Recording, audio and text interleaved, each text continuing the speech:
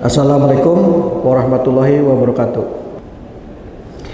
Hadirin kami banggakan, kita tahu bahwa Kabupaten Tabalong itu masuk dalam segitiga emasnya Kalimantan Selatan. Tempo hari saya belum uraikan ini, tapi kita coba riset lagi, ternyata ada istilah segitiga emas Kalimantan. Jadi kalau ada segitiga Bermuda ya Pak ya. Ternyata di Kalimantan ada juga segitiga emas ya. Jadi di tengah Kalsel, Kaltim dan Kalteng. Dengan luas seperti kita tahu sekitar 3.500-an, Kabupaten Tabalong punya 12 kecamatan, 10 kelurahan, 112 desa. Mudah-mudahan tidak salah. Kalau nggak salah ada satu yang hilang Pak ya, Tabalong ya. Pernah ada hilang kalau nggak salah, pernah dihapuskan kalau nggak salah. Oh Balangan ya? Oh bukan Tabalong ya? Oh Tabalong belum ada ya Pak? Kirain karena batu bara terus hilang gitu. Jadi Balangan ada satu ya yang hilang. Lokasi yang strategis dan kondisi geografis tadi menyimpan potensi kekayaan yang luar biasa. Selain dikenal sebagai kabupaten penghasil batu bara dan minyak bumi, rakyat Kabupaten Tabalong bersama aparatnya dilimpahi berbagai potensi kekayaan lainnya seperti sektor perkebunan, pertanian, dan pariwisata. Kemudian kita melihat juga ada potensi pariwisata, danau undan, upacara adat dan budaya Warukin. Saya malah belum tahu.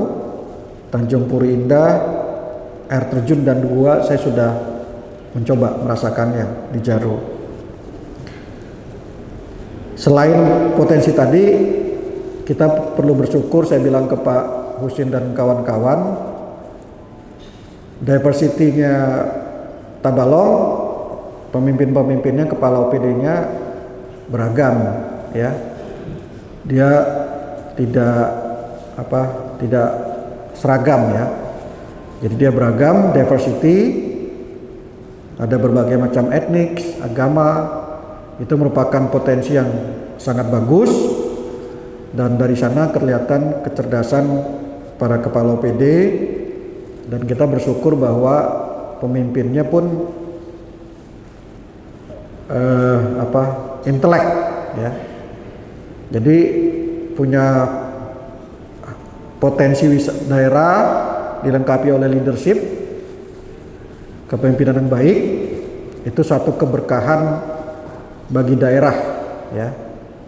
Tidak semua daerah diberikan keberkahan yang lengkap oleh Tuhan Yang Maha Kuasa. Beberapa daerah sumber daya alamnya besar, tetapi tidak diberikan pemimpin yang intelek ya, malah membebani daerahnya. Saya lihat di Kalimantan Selatan tidak semua daerah mendapatkan keberuntungan itu ya.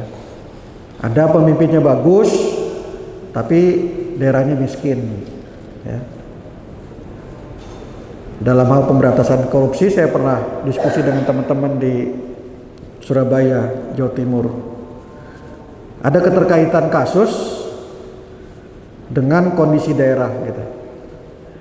Jadi kalau daerahnya tidak ada sumber daya alam, itu sudah merupakan pola, biasanya APBD-nya tidak akan sustain, selalu akan digerogoti oleh aparatnya, oleh kepala daerah dan pimpinannya. Jadi tantangan besar kalau kita lihat di Jawa itu banyak sekali daerah yang tidak punya sumber daya alam, akhirnya kasusnya berulang terus menerus. Jadi kita alhamdulillah di Tabalong ini tidak diberikan kesusahan itu ya. Kemudian pada tahun 2022 juga banyak prestasi yang diraih. Sebagai contoh kami mencatat ini dari Menteri PDTT, ada pengembangan desa wisata Taman Menanti Laburan di Desa Panjang, Kecamatan Tanta, Kabupaten Tabalong. Saya belum pernah ke sana nih Pak Bupati, nanti perlu diatur nih. Kemudian potensi kekayaan daerah ini harus terus dikembangkan melalui penguatan peran seluruh pihak yang ada di Tabalong dalam pembuatan kebijakan, program, serta kegiatan penyelenggaraan pemerintah daerah yang akuntabel, efektif, dan efisien. Yang juga menarik dicatat pada tingkat nasional, ya, sebagai bahan refleksi awal tahun kita, pemerintah Kabupaten Tabalong berhasil melakukan pengendalian inflasi di tahun 2022. Dari 13 kabupaten kota di Provinsi Kalimantan Selatan, menurut laporan hasil pengawasan yang sudah kami sampaikan ke seluruh kepala daerah di Kalimantan Selatan, dan mudah-mudahan semua kepala daerah harusnya membaca. Pak Kajati juga sudah baca, Kepala BI sudah baca, tinggal Pak Gubernur saya belum cek sudah baca atau belum. Pemerintah Kabupaten Tabalong juga adalah kabupaten yang paling unggul dalam menekan tingkat inflasi tahun kalender hingga di bawah 5%, lebih rendah daripada angka inflasi tahun kalendernya Provinsi Kalimantan Selatan. Jadi, walaupun secara provinsi kita mendapat kedukaan sebagai salah satu daerah yang inflasinya tidak terkendali, tapi masih tertutupi oleh keberhasilan Tabalong, gitu kan Pak Bupati. Jadi saya selaku kepala BPKP tidak terlalu ditegur terlalu banyak gitu ya. Keberhasilan ini tercapai melalui beragam program inovatif yang dilakukan pemerintah Kabupaten Tabalong, yang kenapa? Yang karena tidak begitu saja tunduk pada regulasi yang ada, tetapi pemerintah Kabupaten Tabalong dipimpin oleh bupatinya berani melakukan modifikasi dengan pendekatan bottom up yang kontekstual kedaerahan. Ini kami sudah uraikan di dalam laporan kami ya.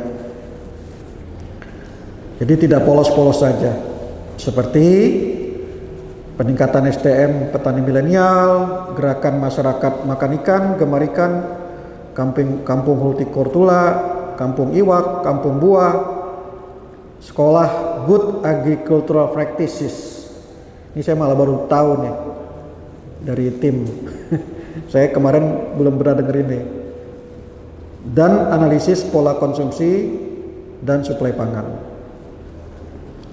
Berkaitan dengan program peningkatan penggunaan produk dalam negeri, pemerintah Kabupaten Tabalong juga telah berkomitmen untuk mengalokasikan proporsi pengadaan barang jasa minimum 40% untuk penggunaan produk UKM, UMKK, dan hasil produksi dalam negeri. Dari rencana pengadaan barang dan jasa senilai sekitar 550 miliar, sebesar 99% direncanakan menggunakan hasil produksi dalam negeri dan 77% menggunakan produk UKM dan koperasi.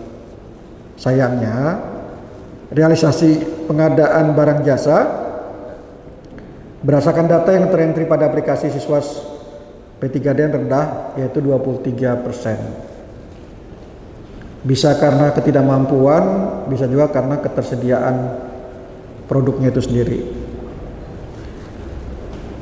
Padahal kalau kita lihat pemerintah Kabupaten Tabalong itu sebenarnya adalah yang pertama berupaya mengoptimalkan peningkatan penggunaan hasil produksi dalam negeri melalui penandatanganan komitmen high level antara Kepala Perwakilan BPKP Pemprov Kalsel waktu itu dengan Pak Bupati beserta seluruh kepala perangkat daerah yang ada di sini. Dari sisi akuntabilitas keuangan dan kinerja, pemerintah Kabupaten Tabalong memiliki beberapa pencapaian seperti opini WTP yang sudah berkali-kali, maturitas penyelenggara SPP terintegrasi level 3. Namun ada beberapa hal yang bisa ditingkatkan, seperti kita skor manajemen risiko kita masih 2,8, dikit lagi 3. Jadi ada potensi sebenarnya, tetapi belum keluar atau dia belum dikelola secara sistematis risk manajemennya, termasuk dalam hal mengendalikan kasus korupsi ya. Jadi angka 2,8 ini mengindikasikan bagus tapi belum sistematis. Nah, yang saya mau bicarakan pada hari ini adalah kapabilitas APIP Pemkab Tabalong itu masih jauh dari harapan. 2,53. Beberapa hal yang memerlukan improvement, diantaranya kalau kita catat pengelolaan SDM Pak Bupati, khususnya terkait dengan pengembangan SDM yang profesional, yang tadi saya bilang kebanyakan SDM inspektorat kalau tidak dididik menjadi profesional, begitu ganti kepala daerah, dia malah menjadi alatnya kepala daerah baru untuk menyiksa kepala daerah sebelumnya, gitu. Dalam bahasa yang jelas ya, Pak Bupati ya. Terus struktur tata kelola, di mana anggaran inspektorat itu tahun 2022 belum memenuhi Permendagri. Mudah-mudahan 2023 sudah. Kemudian PKPT-nya ini yang agak susah. PKPT-nya belum berbasis resiko dan juga audit kinerjanya belum berbasis resiko. Jadi mungkin sudah melakukan audit kinerja tetapi belum berbasis resiko, melihat resiko. Nah, ini saya akan uraikan sekarang. Kenapa penting berbicara tentang resiko, manajemen resiko. Level kapabilitas APIP ini jugalah yang menjadi penyebab hari ini saya harus hadir di sini terkait dengan operasi aplikasi sistem informasi manajemen keuangan yang mengalami stagnasi. Dalam pengelolaan keuangan, awalnya pemerintah Kabupaten Tabalong mengimplementasikan secara paralel aplikasi SIPD dan FMAS. Namun, karena lemahnya mitigasi risiko di Bakuda terkait kemungkinan kegagalan SIPD, pendekatan paralel ini tidak dijalankan, yaitu beberapa orang di Bakuda terlalu yakin SIPD akan berjalan dan memenuhi kebutuhan pelaporan keuangan pemerintah Kabupaten Tabalong. Mereka tidak memahami pentingnya menjalankan manajemen risiko dengan baik, terutama dalam memahami atau mengidentifikasi bahwa kebijakan pada level nasional yang memandatkan pengoperasian SIPD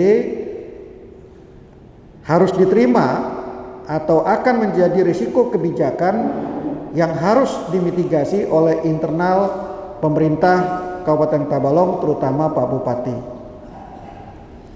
Akibatnya, awal tahun ini Bakuda Tabalong masih sibuk menghadapi masalah entry data FMAS yang sebelumnya tidak dijalankan dengan tertib secara paralel.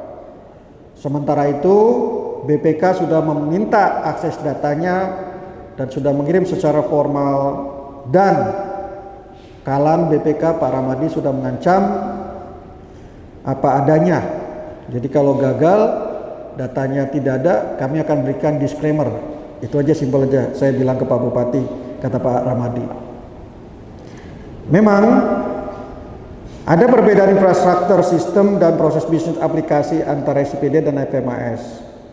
Bahkan bisa dibilang mindset yang berbeda. Ini yang mengakibatkan proses penginputan data keuangan ke aplikasi FMAS akan berbeda ketika menggunakan SIPD. Secara garis besar, permasalahan yang sekarang ditemui di FMAS-nya Tabalong adalah SPD tidak mencukupi, angka tidak sesuai, menunggu SP2T terbit dari BUD, BKU atau SPJ tidak biasa diinput, dan masalah eksternal lainnya seperti kualitas jaringan internet, terbatasnya SDM yang melakukan penginputan, dan frekuensi pekerjaan yang tinggi.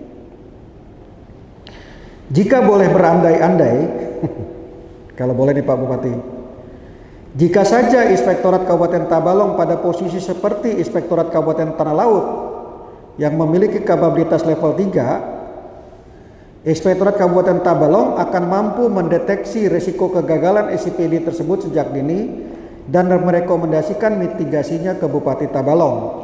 Seperti halnya yang disampaikan oleh Inspektorat Kabupaten Tanah Laut ke Bupati Tanah Laut sejak dini, yaitu dengan menyarankan backup plan operasi FMAS secara paralel yang konsisten di Bakuda dan seluruh OPD.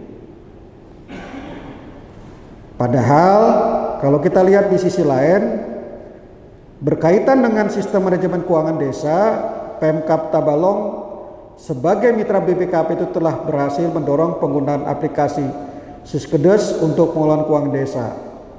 Aplikasi Siswaskedes untuk pengawasan pengelolaan keuangan desa juga sudah digunakan oleh Inspektorat Kabupaten Tabalong. Memang berdasarkan hasil evaluasi kami di tahun 2022 masih ada beberapa hal terkait dengan tata kelola desa. Pada aspek perencanaan pembangunan misalnya ditemui perencanaan penganggaran desa, keuangan desa yang belum sepenuhnya sesuai dengan ketentuan, terdapat target proporsi BLT, DD, ketahanan pangan dan earmarket yang tidak terpenuhi.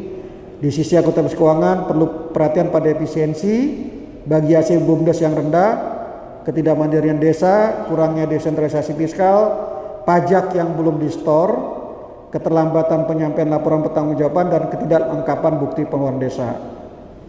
Terkait aset desa, perlu adanya monitor dan pembinaan ke desa oleh OPD terkait Dinas PMD lebih serius, khususnya terkait penyusunan perencanaan kebutuhan aset desa, inventarisasi desa, pembinaan tanganan aset desa, dan penggunaan aset desa yang sesuai dengan peruntukannya. Perbaikan tata kelola desa ini perlu menjadi perhatian kita semua untuk dapat menghasilkan kualitas pelayanan publik yang akuntabel, efektif, dan efisien di tingkat desa yang diiringi dengan penguatan kapabilitas Inspektorat Kabupaten Tabalong. Para hadirin yang berbahagia, penyusunan LKPD secara bersama menggunakan FMAS kami harapkan dapat menjadi wadah koordinasi tugas dan fungsi di setiap SKPD untuk memperkuat dan mendorong kelancaran penyusunan LKPD serta untuk memastikan bahwa LKPD yang disusun telah sesuai dengan peraturan atau regulasi yang berlaku. LKPD merupakan salah satu alat penting yang digunakan oleh pemerintah daerah untuk menunjukkan akuntabilitas keuangan kepada masyarakat sehingga harus disusun dengan baik dan akurat. Selain itu, LKPD juga dapat menjadi acuan bagi masyarakat dalam menilai kinerja pemerintah daerah dalam mengelola keuangan yang ada. Kami BPKP berkomitmen untuk selalu hadir bermanfaat dalam menjawab kebutuhan pemerintah Kabupaten Tabalong dengan mengawal akuntabilitas dan governansi pemerintah Kabupaten Tabalong, termasuk peningkatan akuntabilitas keuangannya. Salah satu bentuk komitmen kami adalah dengan mendampingi pemerintah Kabupaten Tabalong dalam implementasi aplikasi FMAS, mulai dari penyusunan perencanaan, penganggaran, penatausahaan, dan pelaporan keuangan. Aplikasi FMAS akan membantu pemerintah Kabupaten Tabalong tidak hanya soal tertib administrasi, tetapi juga dalam hal transformasi digital di Kabupaten Tabalong. Hal ini yang akan membuat penyusunan laporan keuangan menjadi lebih efisien dan akurat. Selain itu, data yang tersimpan bisa dipakai untuk pengambilan keputusan. Demikian yang dapat kami sampaikan. Semoga memberikan manfaat untuk kita semua. Wabillahi taufiq wal hidayah. Wassalamualaikum warahmatullahi wabarakatuh.